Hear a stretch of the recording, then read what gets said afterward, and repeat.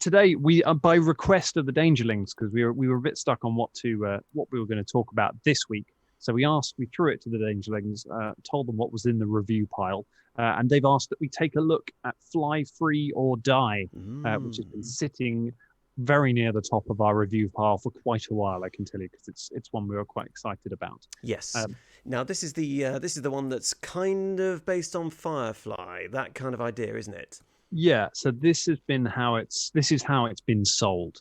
It is the Firefly adventure path, and but it's much more kind of the blue collar adventure path, if you take it that way. The tagline that they ran with within Paizo, which I think kind of marketing got hold of it and changed it to "It's like Firefly," but the one they ran with is "Rags to riches to ruin to revenge," which is a lovely journey to go on as a story. So in Fly Free or Die, rather than playing a group of plucky heroes trying to save the world, you're playing a group of regular working class space truckers, basically, who are trying to make their next paycheck and keep the ship flying, while getting caught up in the world of all of this. So, and I should say at the start, we are not going to go into detail of anything that is in the first book. We're not going to spoil it for you, because I want you to be able to play this. Good. So the setup is this: when you start Fly Free or Die, you are going to be playing a group of workers, haulers, who are running a freighter for a company called Edge Corp. Edge Corp is a massive conglomerate. They make everything.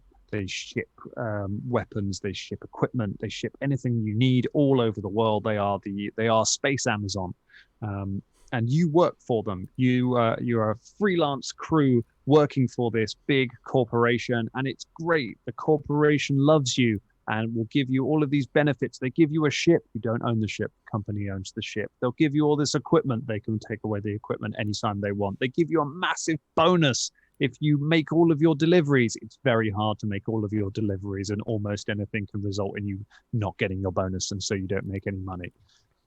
So it's that kind of a setup. That's it's very much, if you've seen Ken Loach's Sorry We Missed You, which is a tremendous film. If you imagine that in space with lasers, that's kind of where it's laser Ken Loach, is the kind of setup that we have for this. So you're on this, you're delivering stuff on your space freighter, and invariably you are going to come into conflict with the corporation that hires you. But there might be other people who are interested in your services. Maybe there is a criminal gang out there who are interested in something that the corporation have that maybe you've got access to. But then you kind of get stuck in the middle of it. And so basically your crew ends up trapped between the government, or this massive corporate entity, the criminal underworld, and you are in the middle, and you have no choice but to take your ship, pick up cargo, try to keep going, and to, as it says, fly free or die. The first book is called We're No Heroes, which kind of gives you an idea of what it is about. So that is the basic setup there. It's also got a lot of extra rules and things on it, but that's the idea. Yeah, you're regular Joes. You're trying to make that paycheck, and the whole world is out to get you. Very good. Okay, this sounds intriguing. And what are the sort of mechanics like of this world that you find yourself in? So the thing that kind of makes it different is that it's a very Starship focused AP. It very much focuses around your relationship with your ship. And it brings in a whole new mechanic for the game, which I think is the most interesting thing about book one of this. It brings in rules for galactic trading, which basically allow you to do cargo runs. It lets you pick up cargo, take it to another planet, sell that cargo, use what you get from that to upgrade your ship. So it's a complete overhaul of the build point systems for ships, which is a big change. It reminds me of Elite Dangerous, that sort of idea, the sort of space trading and flying about the place. It's exactly like Elite. So for anyone who's not played, I'm glad we got you on here, Scott, someone who's sort of not played Starfinder, because hopefully I can explain this in a way that makes sense. So basically, in Starfinder, with your starship effectively levels up with you. There isn't a mechanic in the game where you use credits to buy things for your starship, because the things for starships are so much more expensive than regular equipment. So you're never going to just get credits from your job and use it to buy a nuclear missile launcher on your starship. There's also a game balance reason for it, that kind of, if you were like, oh, let's sell all the armor on our spaceship, and now we have 1 million credits, so we can all buy death lasers, and now we can kill anything on this level 3 adventure, and then we get into space and a little shuttle comes by and one shots you and you're dead. Like, the game relies on the ship and the crew being relatively balanced. And that kind of makes sense. Like, Han Solo and the Millennium Falcon are about the same level, and you want them to be kind of that. But it does take away some of the customization. So it means that adventures are written in a way that's kind of like, there's always someone grateful with a starport around the time that you would level up in the adventure, and there's usually a note in the adventure that's sort of like, the miners are so grateful they upgrade your ship to a tier 5 ship. And that's how they explain that kind of your ship is incrementally getting better as you are leveling up. Love those miners. Tell you what. Love those miners. Yeah, so good.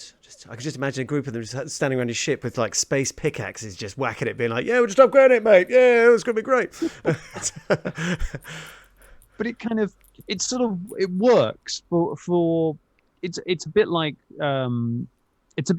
what you were saying, Scott, with our homebrew game, where you have to ask yourself, what is the story that you're trying to tell with your friends? And usually with Starfinder, the story you're trying to tell is not one about upgrading a starship. It's one where the ship is a thing that you have for some cool space fights. You want to have that side of things for sci-fi, but it doesn't have to be the whole crux of it. And they didn't want to have you could have put tons of rules in for galactic trading early on, and what the difference is between build points and credits and how it relates. But really, you don't need that to play the game. You just need your starship to be there when you want to do starship stuff. Sorry, yeah. Oh, no, I was only going to say, so Scott, how's this sounding to you? Because I can tell you now, having spent years and years and years role-playing with Scott, Scott was the first player, if ever there was a sniff of getting a base or a house or even just a bivouac that we could call our own and put our little party flag over, you were the man who was always there, your characters. Because I really like the sort of... We've spoken before about Starship combat and having a starship. We kind of thought it was going to be the weak part of the system. And actually, once you get used to it, it's really, really exciting and fun. And I personally love the sound of this kind of really taking ownership and getting fond of your ship. Like, how does this sound to you? Does this tickle your fancy? Yeah, the whole thing about that is that TTRPGs let me play out my fantasy of being able to buy and sell real estate, or even just being able to buy it, just being able to afford it. That's a high level of fantasy for me. Oh boy, just doing something nice for someone and they give you a house, or murdering someone and you can just take the house and nobody asks any questions. Or a spaceship in this example. That sounds great. I mean, is it like a thing that you all have to agree on a certain type? Is there like a meeting about setting down a certain type of spaceship? I suppose in this new one that you're talking about, Dan, there's not. You get given it by the corporation, and if it can get taken away by the corporation that you're working for, then that sounds like a lose. That sounds like a little L there. I'm not sure about that at all, but I guess that's part of the hook of the adventure, and that's part of that's part of the thing. That's part of that'll serve as a driving force, I suppose. Well, you get this really fun because you always get back matter in all of these APs. And this one is very strong on giving you stuff to set up the campaign, which I think is really good. It gives you lots of notes on what kind of character to make if you want to play this adventure and get the most out of it. It gives you some suggested themes for your character. It gives you some suggested... It's got 8 backgrounds in it, and it says that every character should pick one of these 8 backgrounds. And the background gives you a tiny bit of backstory that's loose enough to weave into whatever you want. And it gives you an NPC that you know who will later come up in the campaign. And that's a really nice way to kind of tie you into it. But it's also like, it's got whole sections that are written like in like it's your corporate manual that you've picked up when you've joined the company, and then it's got kind of notes in the margin that some other worker has kind of scrawled in it. And there's a whole section on equipment of like specialist Edge Corp equipment that you can get. And then there's just an in-character note that's like, yeah, just remember that this is tied to the company account. So, if you've got a hacker, maybe think about transferring some of these schematics to your personal thing in case they ever take it away from you. So that sort of idea of like, okay, so the company could take this stuff away, but then maybe we can keep it on the sly. Yeah. And I'm immediately... sorry, I was just going to say, I'm immediately thinking of like a good, maybe first campaign Apex, where, the company kind of turns around and says, your beloved ship, yeah, we're going to take it back. Are you going to allow that to happen, or are you going to go on the lam? Are you actually just going to bolt with your ship and, do the two fingers and all of the consequences that come with it? I'm sure that must be something you could play out. What were you going to say, Scott? Sorry, mate. Yeah, no, I was just going to say it sounds quite a lot like the manual for Acquisitions Incorporated, the D&D corporate one, where you basically are a part of a massive adventuring trading company, and there is this slightly belligerent people that you're working for that are always leaning hard on your shoulder. Sounds a lot like that. Yeah, it's quite a common mechanic. I mean, I'm sure anyone who's played any, I don't know, computer games like Tropico or Colonization back in the day, and you had these increasing tax levies by the king as a sort of, it's like the sliding scale of, dissatisfaction. It's going to keep penalising you worse and worse. So eventually, something's going to have to happen because you just can't, it's going to push you to the edge. The art for some of the characters in it is great. Like they've got art for a crime boss in it that he's like a drow and super suave and in a suit and looks great. And the woman who owns the corporation that you work for, she looks like the kind of the gold people in Guardians 2 that they work for at the start. It's that kind of like just super wealthy, really kind of disdainful look on the face. It's like, oh, I feel like this is fun already. The galactic trade rules that they put in there, they're actually they're going to apply in this adventure, but they're also set out in a way that could be lifted and used in a homebrew campaign, and which I feel like this is something that would appeal to both of you actually. James as a huge fan of Elite, and Scott as a fan of massive world building. It basically gives you mechanics for how you fly to a system, how you search for cargo. You pick up that cargo. The GM then secretly rolls on a complications table of like something that will go wrong in the course of delivering this cargo, which could be like someone else is after it. It's been stolen. It has an expiry date. The person's going to haggle over the price. Just all these sort of little things. And then you have to fly somewhere else, and then there's other skill checks to do to find people who will buy this. But it also has a whole layout here that, if you're doing a homebrew campaign, which doesn't even need to be packed worlds, it can be, you can be doing your own sci-fi campaign.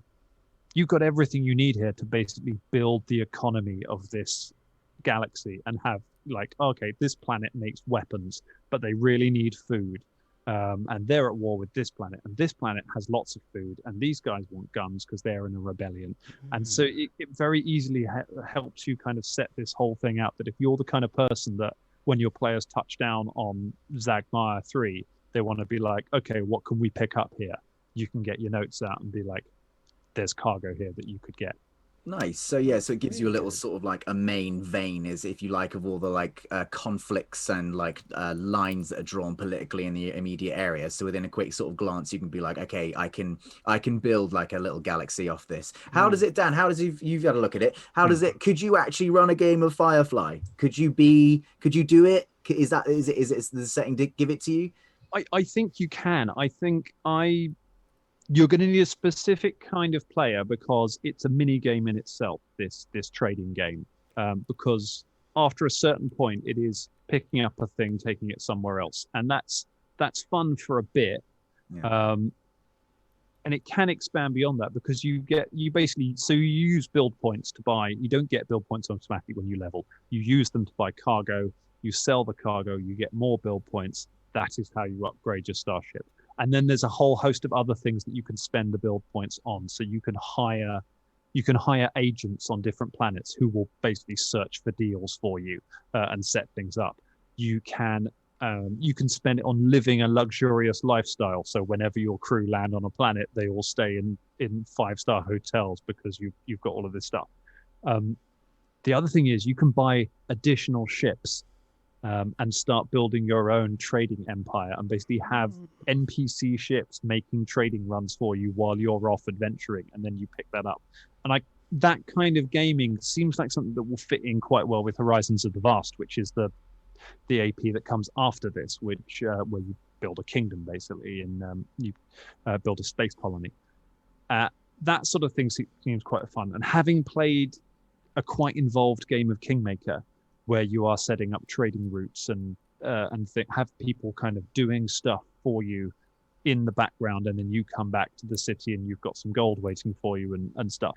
That's quite fun, but I should put the caveat on it that I do not do the admin out of our group involved in running that. We have other players who very much like the more gamey aspect of it, that can get their teeth into it and have all the spreadsheets to see how much they get for all of these things. I can see why that's satisfying. I'm not sure I would necessarily stick with it myself in a long-running campaign.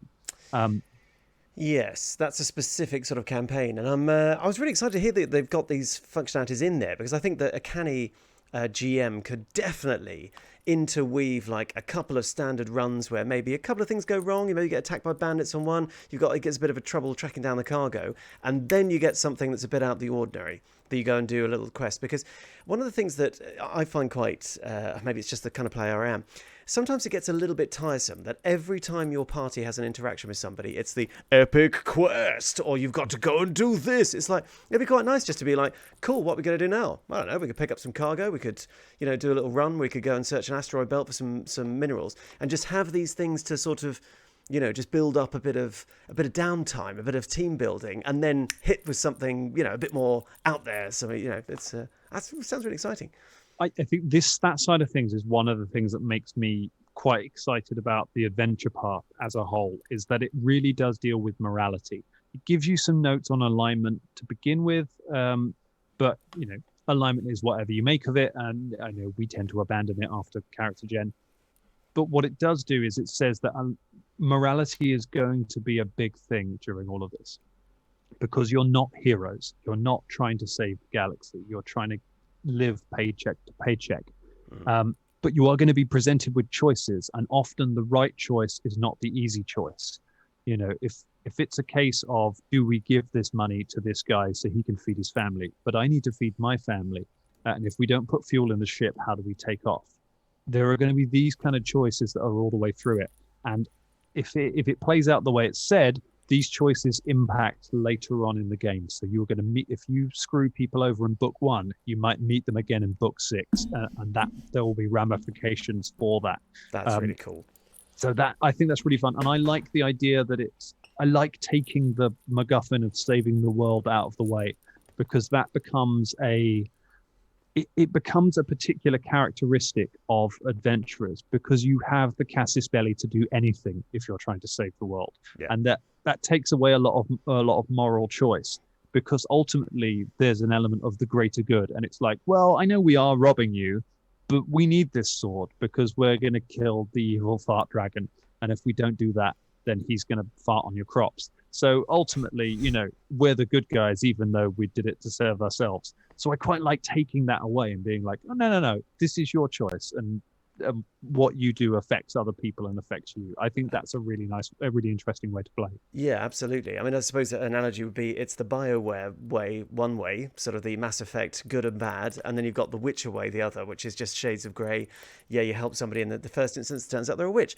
Yeah, quick question, Scott. In the sort of Gothic heritage, is the fart dragon in there? And dragon. It's not covered, but they're going to release it in a future edition. They it's because it's not necessarily Gothic. There was a bit where Strahd came in level 1 to the dragon to the adventurers on a fart dragon, just propelled along. Fart dragon hasn't got any wings, as you can imagine. He just goes just veets along. I'm sort of imagining a kind of a fantasy crop duster as it sort of swoops low over these fields, just unleashing this noxious cloud. Oh, God damn it, fart dragon! No, fantastic. You're gonna regret saying that, because we're gonna get calls for you to stat it. we have to make this fart dragon and get it in there. Yeah, and I do agree, because I mean, from my own point, my first character, Arkham, the worst paladin in the world. His whole justification was the greater good. That is how I balanced the, frankly, sort of horrendous things we had to do in view of saving the world. But I've got a question. So obviously this was something we spoke about with the, earlier with ancestry feats and stuff like that. Is this going to become this galactic trading and stuff? Are they going to insert this into the main core rules, do you think? Or is it going to remain on the fringe? This maybe goes to the one criticism that I have of this book. I think the galactic trading rules are really interesting, and there's something that certainly has ramifications outside of this adventure. But just sort of end of last year, we got the Starship Operations Manual. Thank you, Ross, for my birthday or Christmas present that was, which is a lovely book, which has loads of expanded rules for starships and just lots of extra ships, lots of extra things you can put on ships, lots of people you can put in ships, all the ship stuff that you would ever want. And it basically, that almost makes it viable, pretty much makes it viable to make a starship focused campaign. And so kind of my thing is kind of, well, why is the galactic trading rules in an adventure path, like an adventure path book that will go out of print or only be available as a PDF? Why are they not in this rule book about starships? That feels like the more logical place for it. I know that they're linked very closely to this adventure and they're kind of a big selling point of it. But for me personally, I would have wanted to see them included as a game changer thing. They'd put it in there. Is there a galactic stock market? You're so pleased having said that. I don't think I've seen you be so pleased at saying something in ages. It's only because I just stock market. That's just me, I personally wouldn't want that in a game, but I expect that someone somewhere has written that, I expect that to have been, somewhere to have covered that. I mean, right? I would think, the galactic stock market normally appears as a sort of MacGuffin. So basically it's like, have you got cargo you need to sell and you're in the middle of absolutely nowhere? Well, it's okay because the galactic stock market will buy whatever it is at a price. Is it? But I don't know, Dan. Is that sort of thing a feature? If there is Abadar Corp run it, it probably has come up in Starfinder Society somewhere.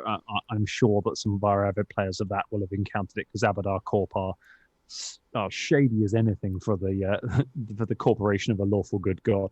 But they crop up all the time with that sort of stuff.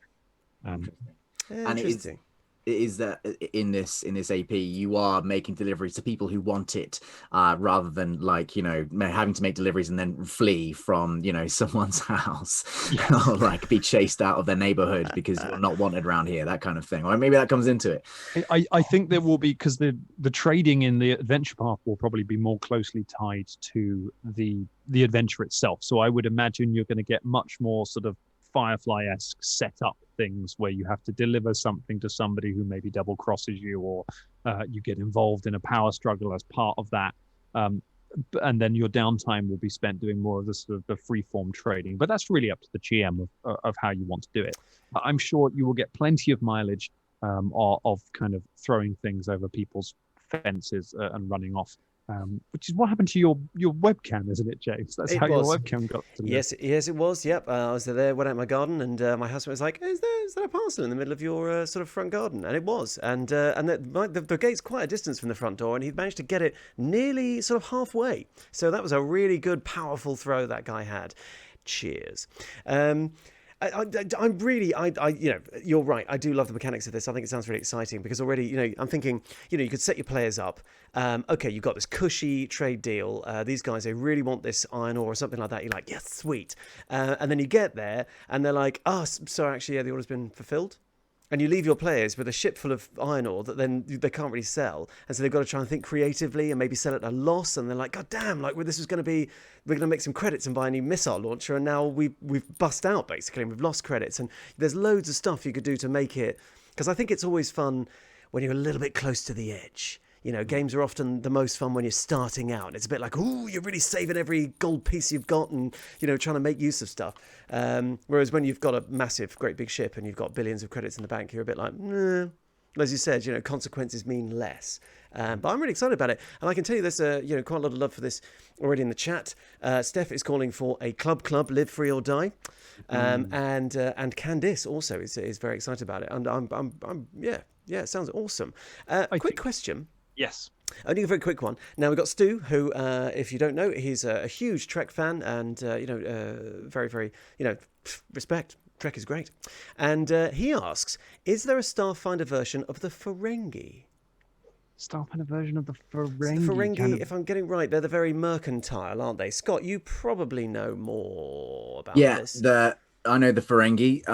They're the ears. small ones, right? They're the small furry ones that Captain Kirk kicks off his ship every time he lands, right? That's a triple.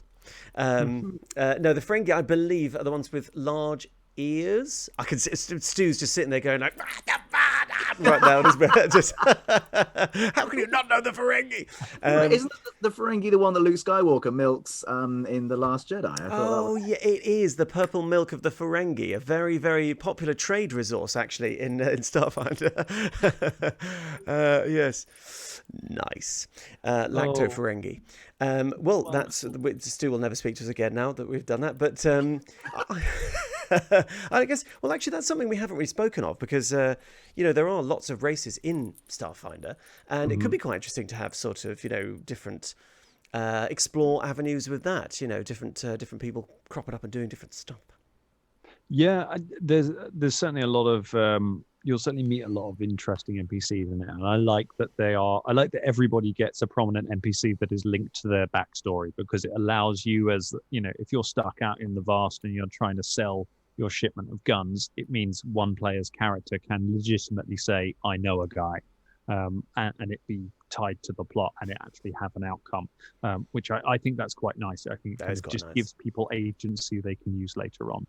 And there's certainly there's a Brunari in book 1, which, if you don't know, they are the otter people, and they always have a big smile and they're adorable, and I'm very fond of them. So I'm glad about that. Absolutely. And Scott, so we're coming to the end of Dangerous Wednesdays, unfortunately. But how do you feel about it? Having heard what sort of thing, would you be interested in being a player or maybe running a campaign that was sort of a bit more Starship? Maybe running's a bit much because you haven't played it, but yeah, what do you think? Sounds cool. I'd be up for it as long as at some point you could, at level 10 or something, you could burn the corporation that you used to work for down to the ground. Then that sounds fun to me. Dan, what would the voice be for the otter people? I'm peak interest. Oh my goodness! So you. There has been an otter character in one of our Starfinder games. It was played by Ross, and the voice used for it went on to be Basco Mops. I really, because I was just thinking about the pug people. Oh, jeez! Oh my goodness! Oh, guys! Oh, I'm a otter! Oh my goodness! Oh my! It was very much that. That character has his own theme song of a bit of Kevin MacLeod music that we used for him once, and that. If we're ever bored, I'll just stick that on and just have Ross's token just walk across the back of the scene and then delete it again and turn the music off. He's still with us. He's still with us. Like a year. Yeah. I think he made 1.5 games, and he's still part of the team. I of course it's quite a common thing now, a common trope, but having the cutest, most adorable otter, and him being an absolute piece of work sort of thing, with a big smile, but actually doing you over and completely ripping you off on a deal and burn off the thrust of that. Would be great. Yeah, oh my god, my wife's Skittermander is terrifying, and that's basically a teddy bear with teeth. Yeah. What are you saying, Scott? The evil otter guy who just takes your phone instead and cracks it on his belly. Where's my phone? Oh, god damn it! What are you doing? I'm cracking nuts on your phone. Looking you in the eyes. Or doing a cat and just sort of sitting on it. And just being like, get off that thing. Sit on your phone, James. Hey? Does a cat sit on your phone before? Oh, I wish. But cats love sitting on stuff. And you're like, where's the thing? And they're just sitting there just being like, yeah, I'm sitting on your phone. You're like, oh, okay, thanks very much. Laptops as well. They love laptops.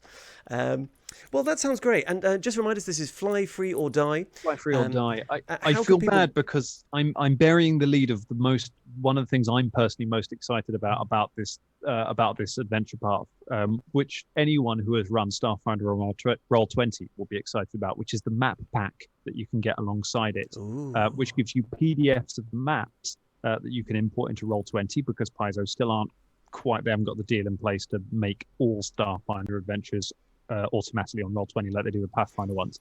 But you can import them yourself. But what you can do with these PDFs, which we've been asking for forever, is it's got a button on it where you can turn off the grid and you can turn off all of the GM markings on them and just have the map, which means when you put it in Roll20, Roll20's grid goes over it and you don't have to line up lines and things. And I cannot tell you how much I wanted that for ages because it is such a pain to align grids. Yeah, you were saying a couple of months ago about how you were struggling mightily to try and get the grids to align and things like that because, as we said before, Roll20, all credit to it, it's a phenomenal piece of software, but it's a little bit rough around the edges, with some of the other ones are a little bit smoother, but that's great. But yes, so that's nice. But yeah, I think this adventure path, I'm excited. It's, in terms of theme, it lives up to what it's promised. I would be excited to play or run it. I think if you are planning on running it or playing it, just be aware that it is a very narrative story. You're playing a particular kind of character. You are going on a story arc, as we said at the start, which is rags to riches to ruin to revenge. So, burning the corporation to the ground, maybe that comes under revenge. Bear in mind, there's probably some ruin in the middle of there somewhere as well. So if your group of players are people who want to relentlessly win, this may not be the adventure for them. And if they're people who want to play characters that are kind of relentlessly good or relentlessly evil or particular kind of, if they don't like playing in shades of grey, this may not be the adventure for them. Yes. But if that is what you're interested in, I think you will get a lot from this adventure. Yeah, I think this is going to appeal to all the kids who wanted to be Han Solo when they were young and not Luke Skywalker. This is very much that kind of, And to be honest, I mentioned it earlier, I am a big fan of Elite and all of those kind of games. I know they're very popular in the community. That's really the thing. It's this whole wide world galaxy and you can go and do what you like. But guaranteed, there's going to be shades in there. It's not, it's a big bad universe out there. Well, this has been phenomenal. I'm really excited about it. I echo, and it sounds really exciting. I'd want to be a player, or I say DM. That's jumping the gun a bit, but who knows? Maybe that you're going to DM a game. We'll get you. Yes. I will one day. Don't you worry. It's getting more and more. The pressure's building, so eventually I'm going to have to crack. But yeah, thank you so much. Sadly, this is the end of Dangerous Wednesdays for this week, but it has been terrific. And the Fly Free or Die, this is presumably the usual PDF or hardback if you want to get it. All available for Paizo.com or your local gaming store whenever they open again, or by mail order. I'm sure they'll be able to do that for you. Yes, exactly. If you can, buy local. But for now, we're going to have to draw things to a close. So it is goodbye from Scott. May the force be with you, Stu. And it's goodbye from Dan. May you both fly free and no, don't die. Just fly free. Just fly free, Dangerous. And of course, it's goodbye from me, James Foxy Lockhart, and we're all off for a big tall glass of purple Ferengi milk. So until next week, remember, stay dangerous, everyone. Night.